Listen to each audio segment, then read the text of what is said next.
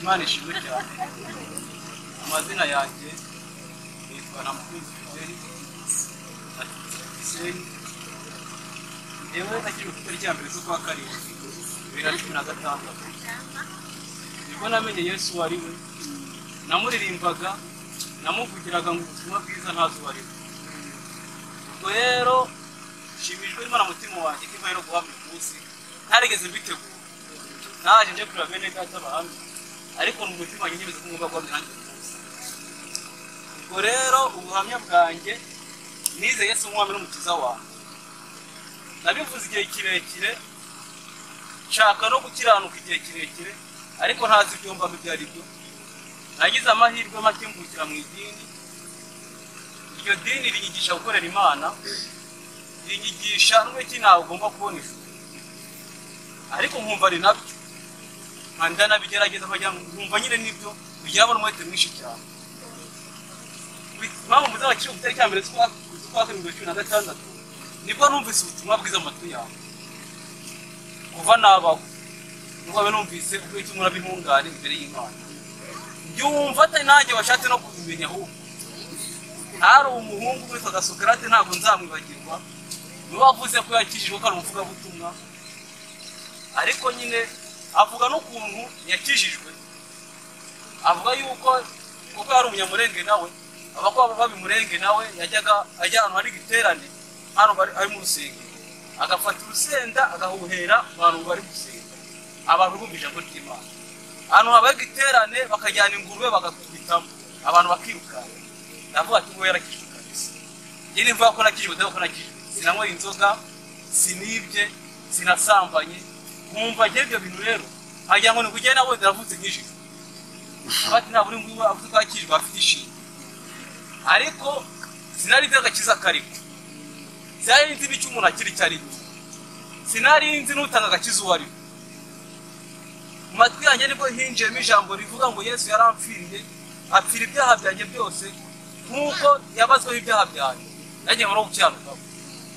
Byaje mu mutima wanjye, sinavuze, nta n'umuntu igeze mbwira.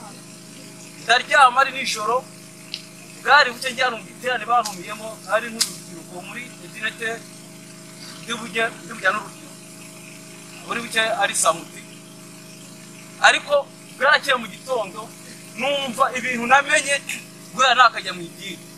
Ngeze ku itariki kugera ku itariki niba ari nka 30 z'ukwa gatandatu 2016, sinibuka neza niba ari twagize 3 numva ntago ari byo. Ndavuga ati ibintu rero sinagumya kubisubiramo. Nimba amenye Yesu wari we, ntamenya n'icyo kizumuri cyari, ntamenya n'uko umuntu abona ijuru nk'uko babigenza. Ibindi byose nakoze menye ko byabaye bipfabusa, ngo byabanje no kumbera ikibazo. Ndavuga ati ariko ibintu byose nakoze ureke nitanze, iminsi naraye ubutayu, iminsi nirije ubusa, ariko ijambo ry'Imana rizaravuga mu minsi yacu yo kugira Imana yari yirengagije. Mana ibyo bintu nabyo numva ryo bishimira Imana cyane, numva shimira Imana mu mutima wanjye guhera icyo gihe umunezero watashye mu mutima wanjye. Numva nguwe neza, umunezero ntigeze mbona imyaka yose nari imaze, guhera ku itariki ya mbere z'ukwa karindwi imbaraga izo munezero. Numva ndamahoro muri jewe, numva nguwe neza, numva shimira Imana, numva mbonye ubugingo buhoraho. Numva ikiri naramaze igihe kirekire, numva nta kuntu nabona ubusabane n'Imana. Rimwe ariko tujya kuryama mu rugo, bakayongeye kuryama nkajya mu ishyamba, abati base kajye gusenga, numva ko nakumva meze neza.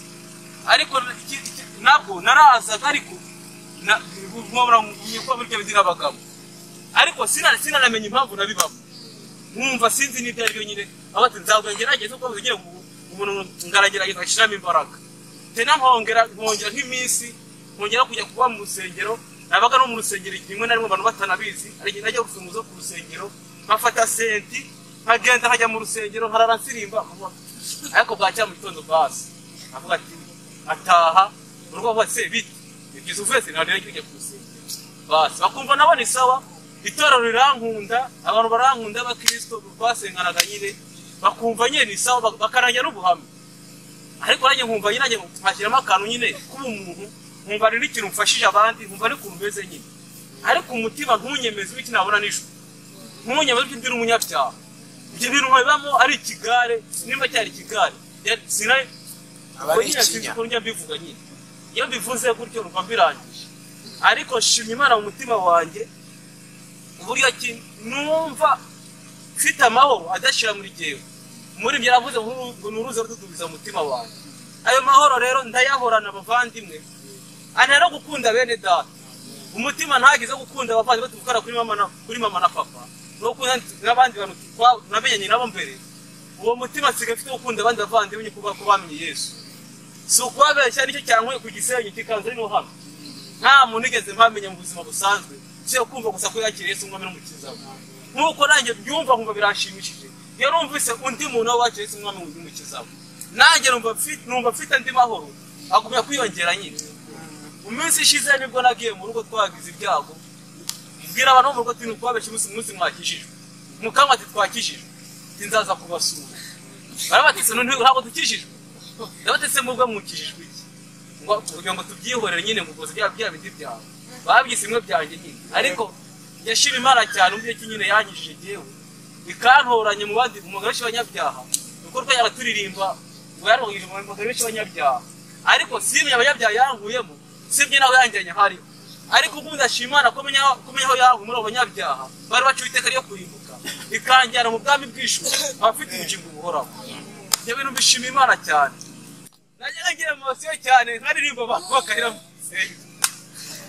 nanjye nkumva narize ariko ubu ndashimana cyane mfite umunezero muri jewe sinzi bayirize tubona mu nzima ntabwo baba bazi ko ndi buhamye n'abandi nabo natuti ntabyo bazi ariko nshimye Imana sinahamirije ku gisenyi abandi bahamye ariko Imana inyumije ko ngomba kuhamiriza karenge Imana ishimwe cyane rero bene data n'ukuri umutima wagira amahoro masa iyo numvise mwene data wagiye nkuko nyirabugiriwe numva nshimye Imana cyane numva shatse no kumenya no kumureba kugira ngo nabura umutoje mye kunezera Imana ishimwe abandimwe kandi Imana bamugisha